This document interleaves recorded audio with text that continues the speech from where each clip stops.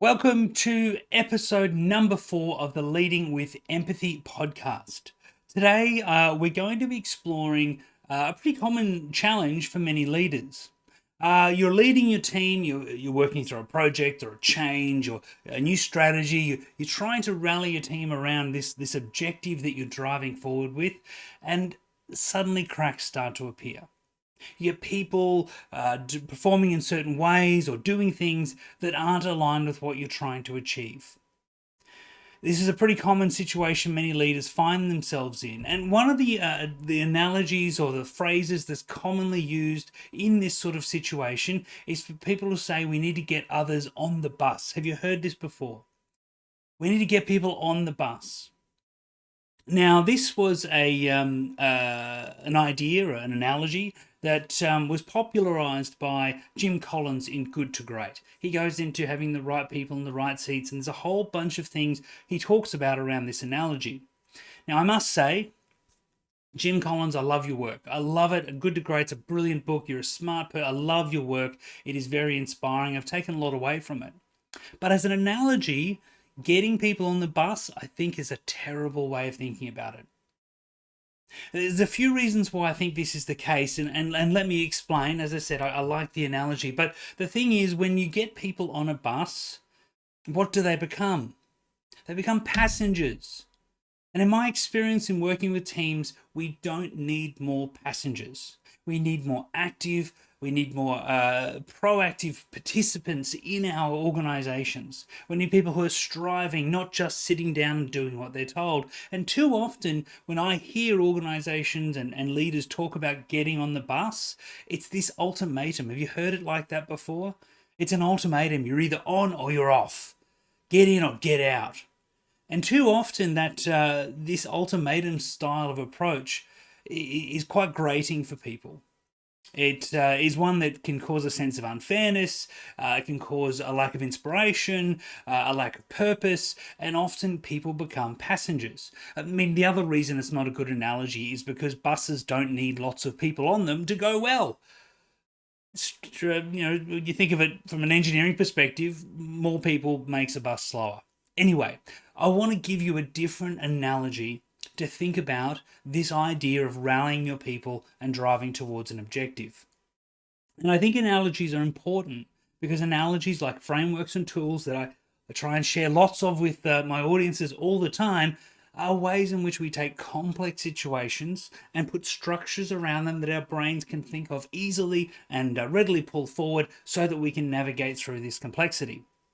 So let's think about not the bus. Let's move off the bus. We're going to give you a different analogy to think about this idea and challenge of leading your teams. Here's the one I want to suggest and put up for debate and conversation.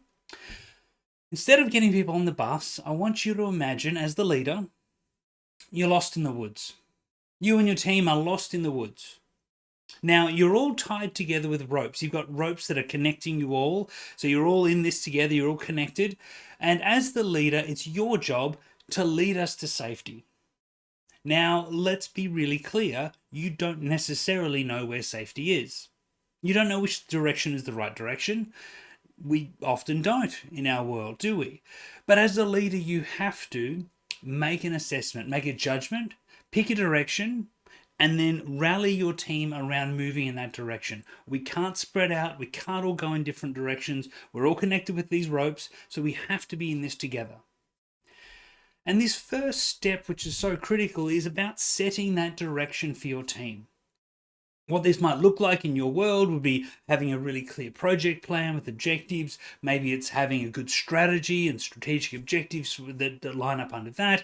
Maybe it's picking a new direction for your organization to do their marketing campaigns. It could mean a lot of different things. But it's around rallying the team that we're choosing to go this way and not in other ways.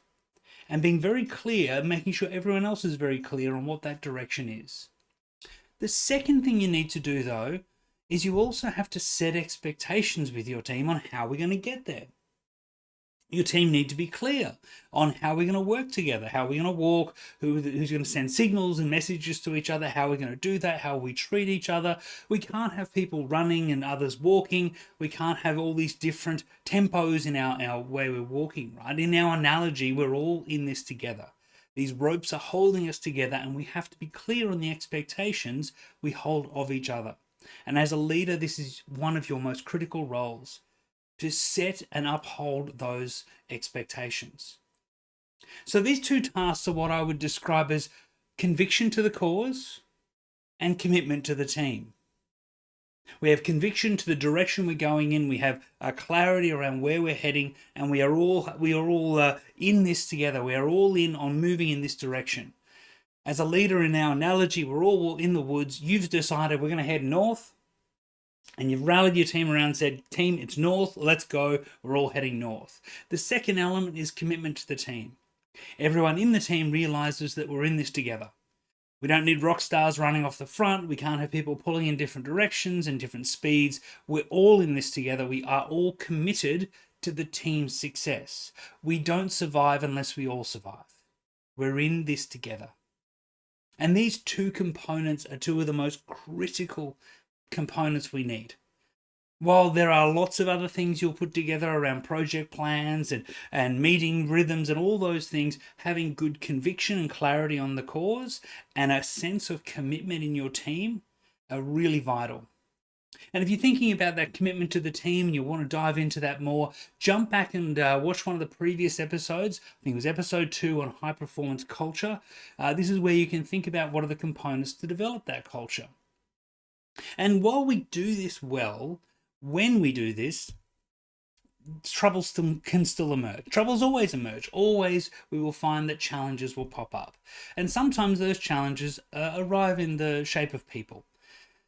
We're going to talk about two particular types of characters that pop up that cause a bit of trouble for the team in this analogy.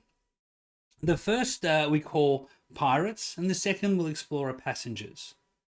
So let's talk about pirates first. So remember, we're in our analogy. We're heading north. Everyone's in this together. We're all marching north. Things are going great.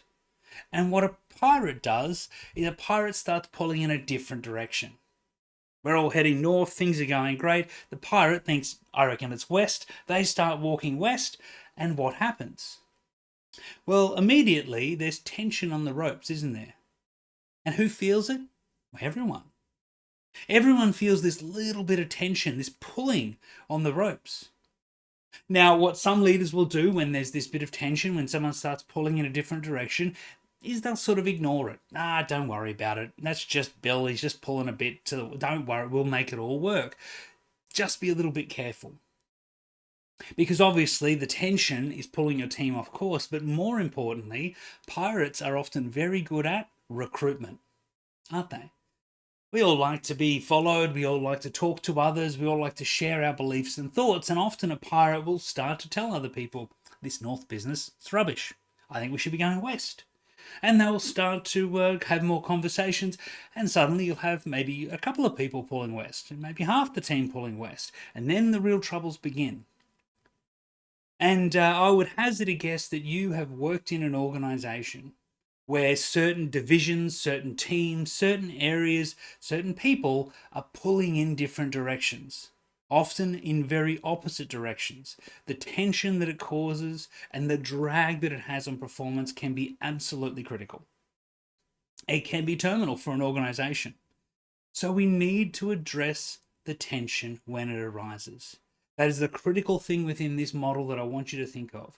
There is ropes, we are all walking together, and when there is tension as a leader, you need to identify it and take action immediately. So what do? The first thing we do when we find a pirate is have a conversation with them. We have a conversation. We go and talk to them. We say, hey, Bill, I notice you're pulling west. We're all heading north. What's up? What do you know? Why? What's going on? Talk to me. Remember, as leaders, we need to have the humility that we don't necessarily know the right way. We need to have the humility to know that we don't know that north is perfect, and Bill might know something that we don't know. Bill might have some wonderful ideas that we haven't thought of. There can be a whole bunch of reasons why Bill's got a good point in pulling west. And there's three sort of ways in which these conversations will often play out. The first is that we talk to Bill. Bill's got some great ideas. You didn't know about them. Once you've heard these, you've factored them in, you actually change the direction of the team. You rally your team around a new direction. Okay, it's not north team. It's now about a bit northwestish. Let's go. We're back on track. We're all rallied around this new direction. We're all committed to each other's success. Our pirate is back in the fold, and off we go. Great. It's a good outcome.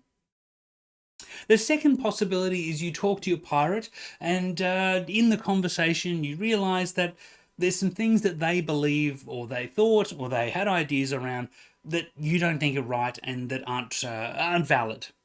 This can happen quite often. Not everyone has all the information. And after talking to this pirate, you can convince them that actually it's definitely not west, it is probably north, and they buy into that, they wholeheartedly buy back in, and we're all heading north again. This is, again, a really important thing to do. Often your pirates are passionate workers, they're passionate people. They're pulling hard, and getting them back in the fold can be a powerful way of, again, re-energizing your team. There is a third possibility. The third possibility is that you're absolutely confident that it's north. And they are so passionate and so committed to heading west that we have to part ways. We have to cut the ropes. Now, it's not always a fun thing to do, it's not always the easiest thing to do, but it is absolutely vital. Often people will say, hang on, I thought this was going to be with empathy and now we're firing people. Well, this is where it's really important to understand and unpack. It's not empathetic to stop someone following their dreams. It's not empathetic to drag someone kicking and screaming in a direction they don't want to go. It's not empathetic to create an environment where there's this tension existing. How we cut the ropes is vitally important. Often when people disagree with a leader, I've seen leaders who toss them into the woods with no regard or care for that person's well-being. That's not on. Firstly, the world's not that big a place. Most of the industries we work in aren't that huge, and we end up bumping into that person in the future. Now, the quality of the future relationship is often determined by how we treated them in this time of tension. The other reason why it's very important that we support this person during this time is, guess who else is watching? Everyone else in your team. Everyone else is watching very carefully at this point. They want to understand how you as a leader handle people who believe something different to you. So what we need to be remembering here when we're leading with empathy through this difficult and challenging time is that we are here to support this person, to support this pirate. What we should do is sit down with them and say, look, I absolutely see your passion for heading west, and I respect that, and I love that passion, but we're not heading in that direction. So what we should probably do is sit down and start to map out a plan to help you transition so that you can head in that direction with either another team or by yourself or however the case may be. Let's work through that together. I want to help you find a way to head in the direction you really want to go, because that's what leadership is all about. Leadership is about helping people, supporting people to do the things that they want to do to be the best that they can be. It's not empathy to try and make them head in your direction. It's not empathy to try and force them to do something they don't want to do. Pirates are an important and powerful force that we have to manage, but they aren't the most challenging in this analogy. The most challenging are passengers. So what passengers do, again, we're thinking about, we're all in the woods, we're heading north, we're marching along, things are going great. And what a passenger does is they sit down. Now, what that looks like in your organization, in your team, might be that the person stops meeting expectations. They don't quite do the work to the standard that they should. Maybe they come in late rather than coming in when they're supposed to come in, or what we've agreed to be the standards for our team. They don't uphold those expectations. They drop the standards. So in our analogy, we're walking along and this person sits down. What happens? Well, straight away on the ropes, there is a huge amount of tension. Who feels it? Everybody, instantly, don't they? What do we do when we find a passenger in our team? Now, what some managers and leaders do, and I've seen this many times, and maybe you'll do this as well at times, is they think, well, I'll just I'll just pull this extra slack. I'll just do a bit of extra work. I'll just take their load on my shoulder and I'll drive the team forward. I'll do their work to make up for it. Now, while I understand this is driven from a sense of being nice and compassionate at times, it's a really, really bad thing to do as a leader. It's a terrible thing to do as a leader. Firstly, you almost certainly shouldn't have extra capacity to drag this person along. You shouldn't have extra capacity to do this person's work. You'll almost certainly have to stop doing something else, and most probably it will be your leadership responsibilities to the rest of the team. You don't have the extra time and capacity to do their work, but even that is not the worst of it yet. The worst of it is how it makes everyone else feel. If I'm in a team and I'm working really hard, I'm dedicated, I'm focused, and the person next to me sits down, how will I feel? Well, it's very common for me to feel like that's unfair. What's going on here? I'm doing my work, we've agreed standards as a team, we're working towards them, we've got objectives, we're trying to get to safety here, and this person just sits down? That's not fair. Now just remember, you doing their work for them. Does that make it any more fair? Absolutely not, not one bit. If anything, it makes it worse, doesn't it? It makes it worse. What, this person's going to sit down and you're just going to do their work for them? That's ridiculous. This sense of unfair and injustice will build in people very, very quickly. Maybe you've felt it. Maybe you've experienced it yourself. Maybe you've got a bit of it right now. You'll know it's a really challenging thing. It takes up a lot of your emotional energy and it absolutely hampers your performance and productivity. Now, what will happen when people are put in this position where there is a passenger in their team, there is someone who isn't upholding expectations, and they feel this sense of unfairness and injustice? They will try and resolve it if you won't. Our people will try and resolve this sense of injustice. And there are two key ways in which they try and do that often. The first is they think, well, if that person's going to sit down, I will too. If they're going to turn up late, why would I turn up early? I'll turn up late too. If they're not going to do their work, why would I? I'll just sit down too. Now, I have met many a leader who complains to me that they're having to stay up late at night, that they're having to work around the clock because they're doing all of this extra work for their team because their team won't do the work. And they are up all and they complain and complain about their people because they have to do their work for them. And they complain to me about this, and I say, do you know what? It's not their fault, it's yours. You're the leader. You've created this environment. You set the standards. You're not upholding them. You're dragging all of these passengers along through the dirt and complaining about them, but as the leader, that is your fault. It's your job to maintain and uphold the expectations. The other way, though, our best people will manage and resolve this conflict for themselves when they're feeling like it's unfair is they will leave. So this is the worst case scenario, isn't it? Our best people start leaving because they want to go and work somewhere where the expectations are upheld. And our worst people, our passengers, well, they all just stay because you'll do their work for them. Happy days for them, right? You can see this is a really difficult conversation. This is a really big challenge and it can compound incredibly quickly. We absolutely cannot let our people or ourselves drag passengers along. We cannot allow it to happen. When we see passengers, when we feel the tension, we must take action immediately. As with before, what do? Well, we go and start with a conversation. Hi, look, let's have a chat. Here are the expectations of the team. Let me give you some feedback on your performance. You're not meeting those expectations.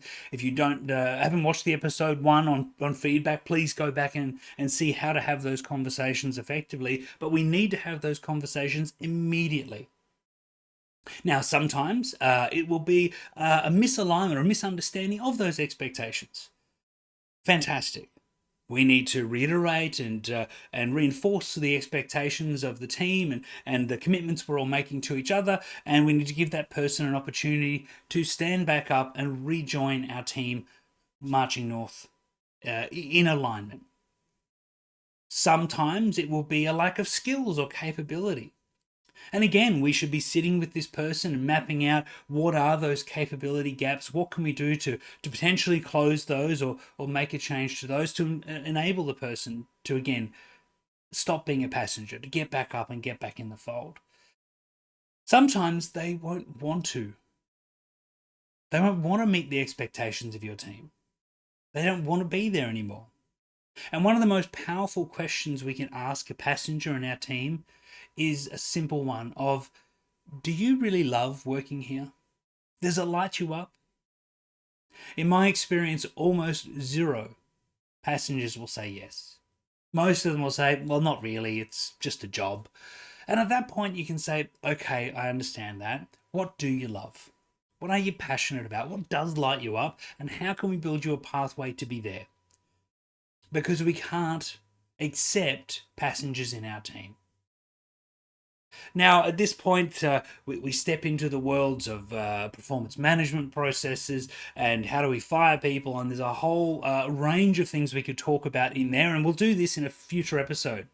But I really want to emphasize that the accountability for performance in the team is not it's not the fault of the passengers, it's our responsibility as leaders. Accepting bad behavior will destroy the group performance, and that's on us. This is one of our primary roles as leaders, to set and uphold the expectations of the group. Sometimes we have to part ways. Sometimes we have to cut the ropes. Sometimes we have to be clearer on what those expectations are.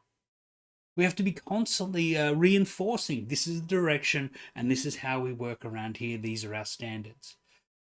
We have to be proactive constantly in maintaining the group's performance, because when the performance slips, it is easy to blame the passengers. It is easy to blame the pirates, but we need to be really clear here. It's our role to address and manage the passengers and pirates when they emerge. It's our role to reduce the amount of tension on those ropes and allow our people to perform in the way that they really want to. That's going to get us to safety as we move forward. So what I'd love to know from you is, have you encountered any passengers or pirates in your teams? Have you, maybe you've got a couple floating around, maybe you are one. That's okay as well. But using this analogy of getting out of the woods, using this analogy of us all in the woods together with ropes tying us together, and this idea that we're looking out for that tension, using this framework as a way of thinking about where are the challenging parts of my organization, where are the challenges in my team, and most importantly, what are those critical conversations I need to start? What are the critical conversations I need to have with certain people to start to reduce that tension and help my team's performance to improve? To help reduce that tension on my best people, to reduce any sense of unfairness or injustice and allow them to drive us forward. I hope this has been a useful conversation for you. It's not always a fun one. Sometimes people say, hey, what's going on? The empathy guy's talking about firing people. I get it. But as I said, it is not empathetic for you to drag people along. It's not empathetic to allow people to wallow and fail. It's not empathetic to allow your best people to feel this sense of injustice and to drag others through the dirt. As leaders, it's our responsibility to support our people to be the best they can. And managing passengers and pirates effectively might be one of the most critical skills in leadership. Hope this has helped you, and please drop some notes in the comments. Let me know what other topics you want to talk to. We've got a few interviews we're going to line up in the coming episodes, but for now, it's a big thank you from me. I wish you all the best in leading with empathy in the future.